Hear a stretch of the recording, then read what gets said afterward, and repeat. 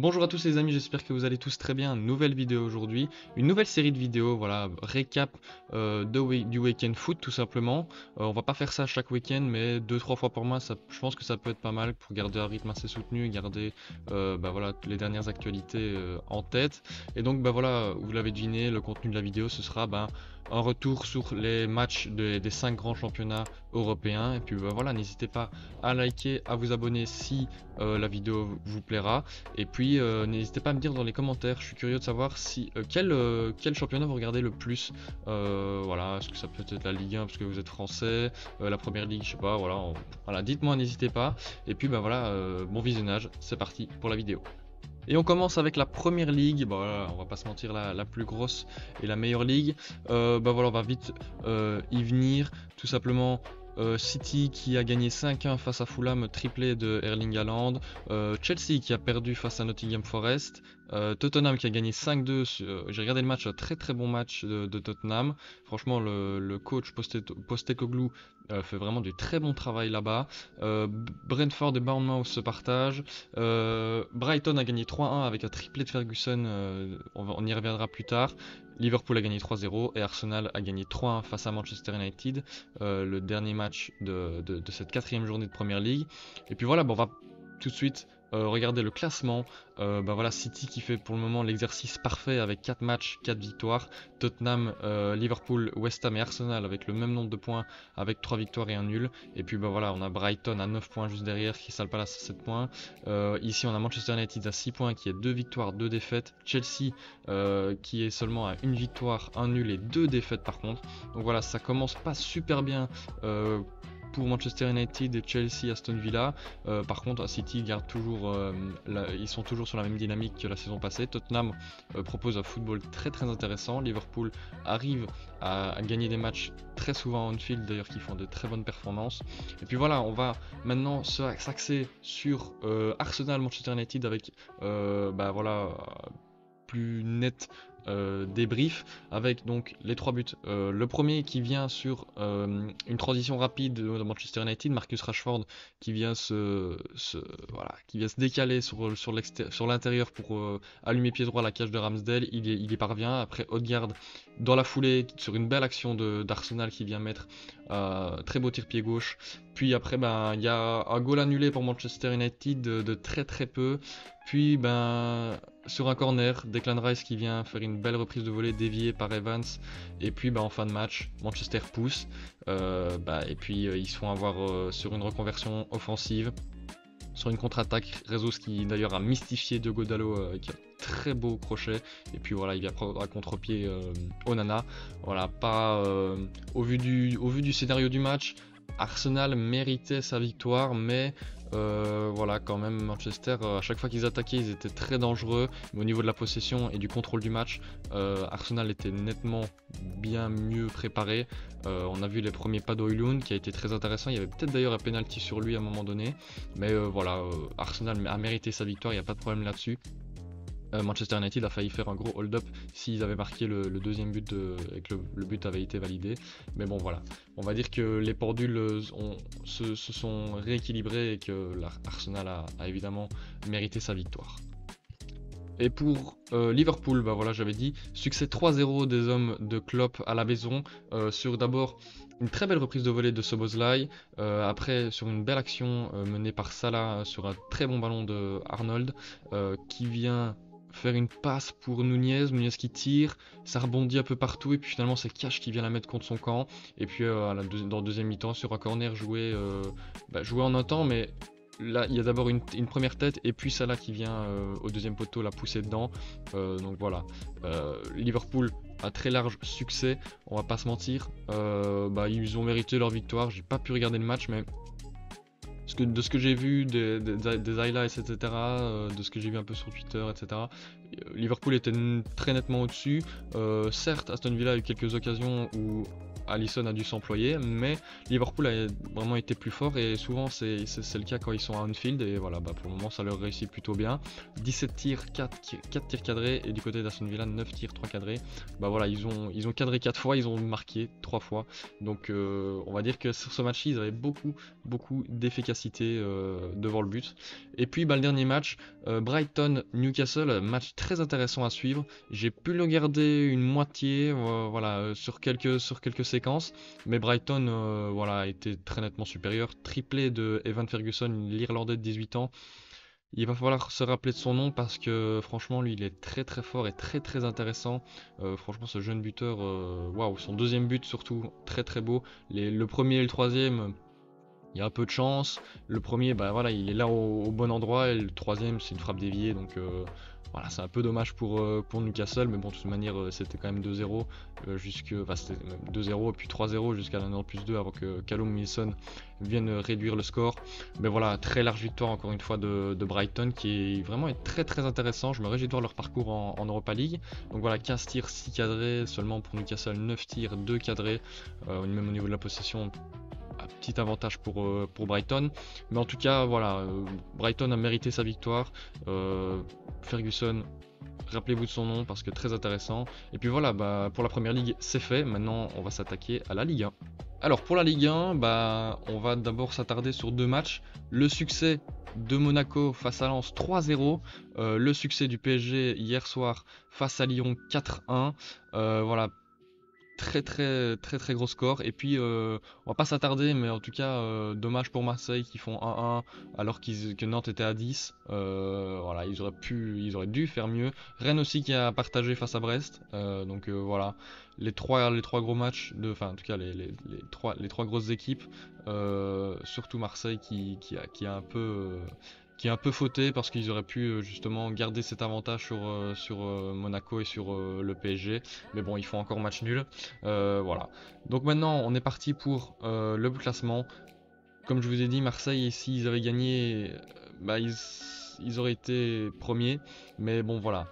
PSG deuxième qui revient à 2 longueurs de retard de Monaco. Lille qui est 5ème, Reims qui fait un très bon début de saison, les hommes de Will Steele qui sont 4ème avec 7 points.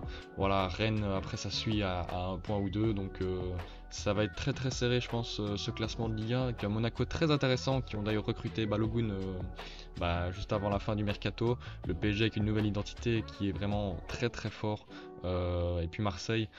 Bah Marseille, je sais pas trop quoi en penser parce qu'au niveau offensif, ils sont très bons, mais il manque quelque chose pour marquer ce but.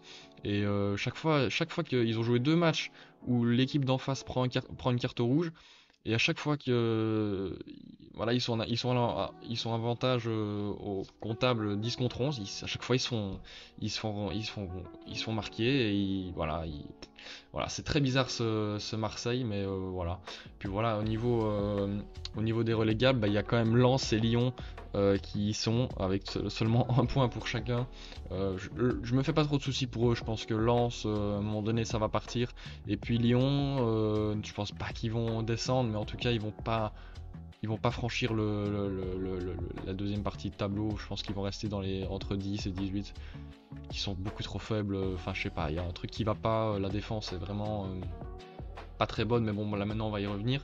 Justement, donc ce match 1-4 pour le PSG, les 4 buts qui sont intervenus en première mi-temps, franchement très intéressant ce nouveau PSG sous Luis Enrique. Ugarte encore un match incroyable. Asensio était très intéressant dans son rôle de fond neuf qui marque un très beau but d'ailleurs. Mbappé voilà, qui vient tout de suite marquer après 4 minutes de jeu sur un penalty flagrant d'une récupération d'Ugarte, pardon. Et puis bah voilà, il vient marquer le petit 4ème à la fin, sachant que le PSG a touché 3 fois les montants. Voilà, c'est quand même, ils auraient pu marquer 6-7 buts à l'aise. Barcola qui est rentré en deuxième mi-temps, qui a failli marquer également. Et puis bah voilà, en fin de match, Tolisso qui vient réduire le score, qui vient sauver l'honneur, on va dire, pour les Lyonnais d'un penalty. Voilà. Quand vous allez voir les stats, vous direz peut-être que Lyon aurait mérité plus, et vous auriez peut-être sans doute raison parce que Donnarumma très fort hier.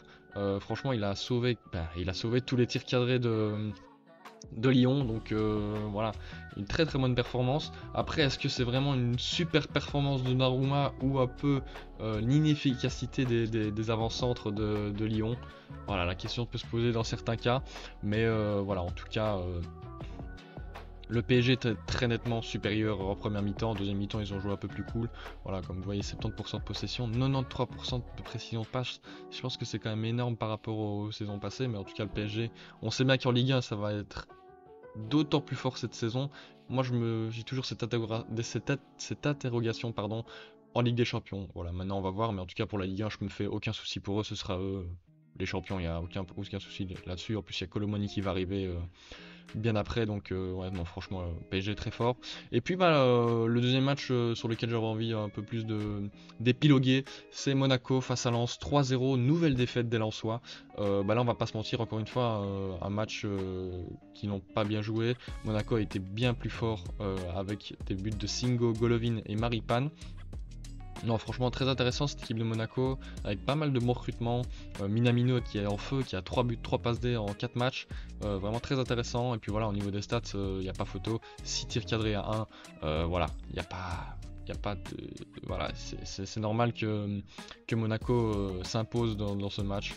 Donc voilà, je vais pas y revenir très longtemps parce que j'ai pas vu le match, mais de ce que j'ai vu en tout cas des highlights, etc. Monaco était bien nettement supérieur et il va falloir que Lens se reprenne bien vite. Donc voilà, tout ce que j'avais à dire pour la Ligue 1. Du côté de la Serie A, bah, deux matchs qui m'ont interpellé. J'ai regardé le très bon Rome-Milan avec une nouvelle victoire des hommes de Pioli. Et puis le Naples, le Lazio, voilà. Première défaite des Napolitains de Rudi Garcia cette saison. Voilà. Il y a également le succès 4-0 de l'Inter qui va nous donner un très très gros match en perspective au retour de la trêve internationale le 16 septembre, justement Milan face à l'Inter Milan. Donc voilà, très très gros match je pense, avec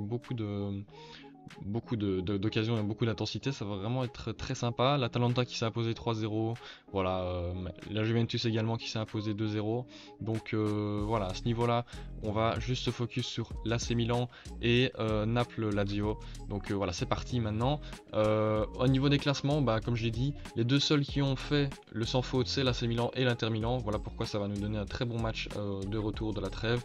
La Juventus qui est revenue à 3ème place avec 7 points, accompagnée de Lecce avec 7 points. Naples, Atalanta 6ème, voilà, et puis Frisonon, le montant qui, voilà, 4 points, qui c'est déjà 4 points gagnés pour se sauver. La Fio qui a 4 points également, mais voilà, à ce niveau-là, il y a juste Milan et l'Inter Milan qui ont réussi le perfect pour le moment. Et donc ce match, comme je l'ai dit, ce match Rome vs Milan, qu'est-ce que ça a donné? Bah franchement, l'AC Milan qui est très très bon, c'est vraiment très sympa de les suivre. Évidemment, il y a eu un très bon recrutement. euh, Chukwueze, Okafor, Loftus-Cheek, Reinders, etc. Loftus-Cheek qui fait une super belle rencontre. Franchement, lui, il renaît sous les couleurs de l'AC Milan. Donc voilà, un premier but qui arrive d'Olivier Giroud sur penalty. Voilà, bah, justement sur une faute sur Loftus-Cheek, justement de Roy Patricio qui lui fait accroche-pied. Et puis Léao qui nous sort un geste venu d'ailleurs sur un centre qui lui vient un peu dans le dos. Non, vraiment très sympa. Léao qui a été encore une fois très très dangereux. Et puis Spinazzola en fin de match parce que Tomori se prend une 2 jaunes au rouge à la 61ème, la Roma qui est menée 0-2, qui fait rentrer Lukaku, ça pousse, et puis bah voilà, il y a une frappe de Spinazzola qui a un peu dévié, donc il bat Maignan. Mais sinon la Roma n'a pas été super dangereux durant ce match. Les plus grosses occasions, elles étaient pour Milan, comme vous pouvez le voir au niveau des stats. 9 tirs, 4 cadrés, c'est pas le match où ils ont été le plus dominants, parce que justement ils ont très vite fait le break, et que justement il y a aussi la rouge de Tomori qui impacte leur style de jeu.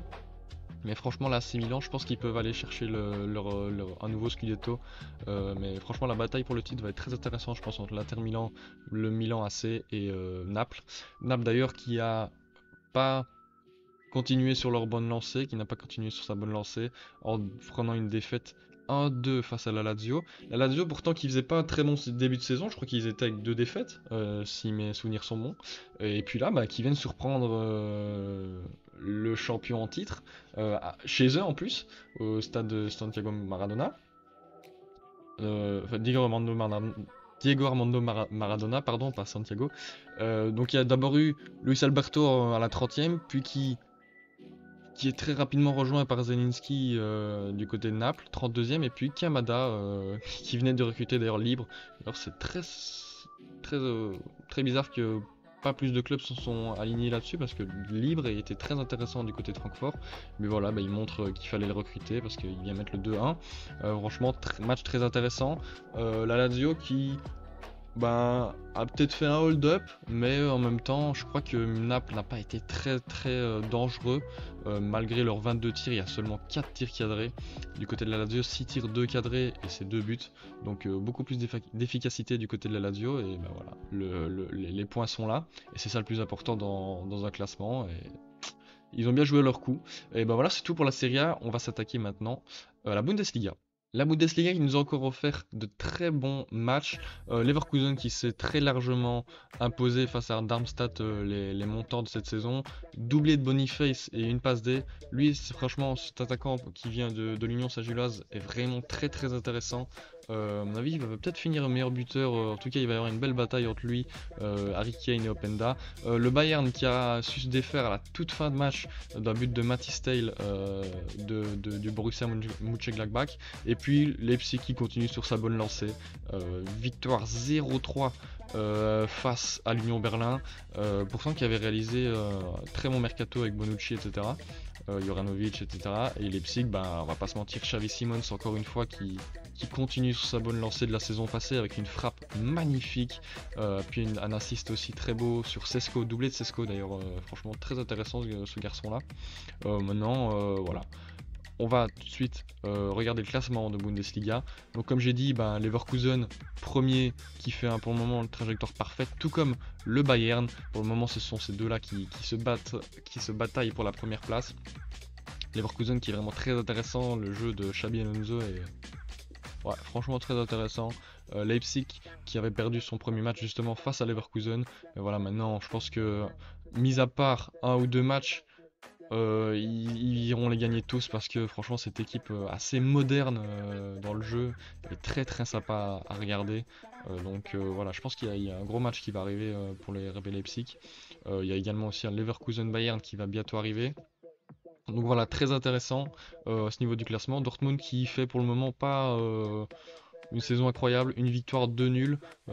Pourtant, le match passé, ils gagnaient 2-0 et ils se font rejoindre par ceux qui sont montés. Donc Francfort qui vient arracher aussi sa première victoire du championnat à la fin du match par Niels Nkunku. Donc voilà, c'est parti pour le premier match. Donc Leipzig, comme j'ai dit, but de Xavi Simons, puis passe D. Très gros match de la part des hommes de Marco Rose.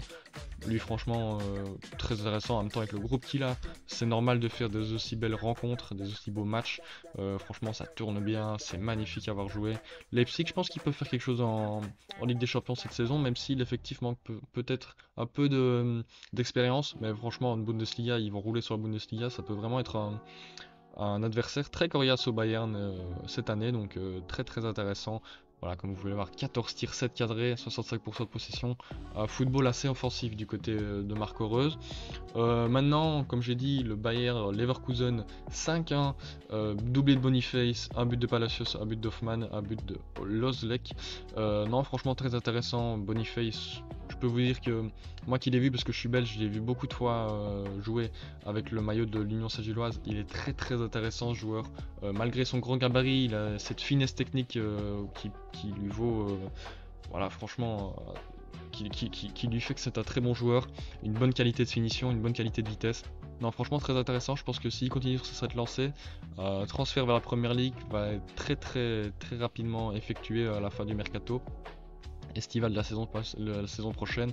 Donc voilà, franchement, tout comme Ferguson juste avant.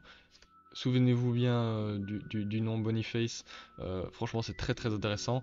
Et puis voilà, je pense pas qu'il y ait grand chose à dire sur ce match. J'espère que voilà, vous le voyez, 25 tirs, 13 cadrés. Franchement, on parlait de football offensif avec Leipzig. Le Leverkusen c'est encore pire. Donc franchement très très intéressant, je peux pas dire mieux, c'est vraiment très très intéressant du côté de Marco Reus qui fait un super bon travail et Xabi Alonso encore plus. Donc voilà, très impressionnant. Donc voilà, chapeau à eux. Puis le Bayern, comme j'ai dit, Mathys Tel qui vient marquer à la 87e pour libérer les Bavarois après un premier but de Sané. Donc très intéressant aussi le match du Bayern. Encore une fois très net domination des Bavarois. Pas grand chose à dire non plus. Hein, voilà, 25 tirs 8 cadrés, 65% de possession. En même temps, c'est un peu les patrons de la Bundesliga. Donc ils doivent tenir ce statut. En plus avec leur nouvelle recrue, etc. Donc très intéressant. Et puis maintenant pour la Liga Santander avec deux matchs sur lesquels je vais me focaliser. Évidemment le Real Madrid face à Retafe et le dernier match de cette quatrième journée, oui c'est ça juste, Osasuna Barcelone 2-1, les deux plus gros clubs qui gagnent, tous les deux par un score de 2-1, très intéressant, mais on va voir que le Real Madrid a beaucoup plus eu du mal par faute de vrai numéro 9. Donc voilà, le Real Madrid évidemment premier pour le moment, avec un exercice parfait, hein, 4 matchs, 4 victoires. Les deux dernières étaient quand même un peu dans la douleur, mais à chaque fois il y a le héros Bellingham qui est là. Gérone qui fait un très bon début de saison aussi, qui a le même nombre de points que le Barça. Donc voilà, pour le moment le Real a un avantage de 2 points. On va voir s'il va continuer dans les prochaines semaines. Mais bon voilà, en tout cas pour le Real comme je le disais, il y a premier but de Retafe, c'est une erreur de la défense, une mauvaise passe de Rudiger je crois pour Alaba. En tout cas voilà, Alaba n'arrive pas bien à contrôler le ballon. L'attaquant Mayoral qui va venir affronter Kepa en AV1, il le dribble, il finit, et puis Joselu qui vient sur un petit cafouillage en défense, qui a juste à mettre une bonne volée dans le goal pour venir marquer. Et puis encore une fois, une nouvelle situation un peu similaire avec un tir de Vasquez à la 90+5. Le gardien David Soria qui fait une seule erreur dans ce match. C'était pas la bonne, c'est pas à ce moment-là qu'il fallait la faire parce que Bellingham est le seul à suivre et il vient mettre ce ballon au fond. Franchement, lui, quelle saison il fait, c'est assez dingue. En même temps, le Real méritait sa victoire. On sait bien que Retafe, c'est pas l'équipe qui joue le plus, mais là, voilà. 26 tirs, 12 cadrés, il fallait bien quand même un deuxième but tombe, donc voilà, c'est mérité, hein, on va pas se mentir. Bellingham qui est à 5 buts, 1 assist en 4 matchs de Liga, on croit que c'est un buteur alors que c'est un milieu, mais quel joueur, c'est vraiment très impressionnant. Et puis le Barça, un peu à leur image du début de saison, qui ne me convainc pas. Voilà, je me dis un peu comme le Real en fait, ils ont un peu du mal à gagner très facilement, même si là c'était face à Osasuna qui est une belle équipe cette saison. Koundé qui vient mettre d'abord un but de la tête sur un corner, et puis Avila qui vient mettre une très belle frappe pied gauche qui cloue complètement Ter Stegen, parce que je pense qu'il a la vue masquée, et puis Lewandowski qui vient se voir accorder un penalty, et puis voilà, il vient tout simplement le marquer. Donc Lewandowski encore une fois dans ces moments là il est très important. Donc voilà, au niveau du score, 2-1 pour le Barça. Au niveau des stats, comme je vous le disais, au niveau offensif, il me convainc pas encore trop parce que, je sais pas, il manque quelque chose, j'ai l'impression. Peut-être que Félix l'apportera. Mais voilà, 9 tirs, 4 cadrés, 70% de possession. Osasuna 11 tirs, 3 cadrés. On voit quand même qu'au niveau de la possession, c'est très net pour le Barça. Donc voilà, pour le moment ça marche pour eux, j'espère que ça continuera tout comme pour le Real parce que ça peut nous faire une très belle bataille pour le titre. Donc voilà, très intéressant en tout cas ces matchs de Liga. Il y a également eu des 3-4 il me semble, donc franchement les Liga cette saison c'est vraiment pas mal, il y a pas mal de buts, voilà, pas mal d'équipes intéressantes. Et puis on va finir tout simplement, voilà, c'est la fin les amis, hein. J'espère que vous l'aurez tous apprécié. Très content de vous avoir fait cette vidéo, c'était un réel plaisir de faire ce récap du week-end. N'hésitez pas à me dire dans les commentaires si vous en voulez d'autres. Si vous avez kiffé, n'hésitez pas à liker et à vous abonner. Je vous dis à très bientôt pour une nouvelle vidéo. Ciao ciao.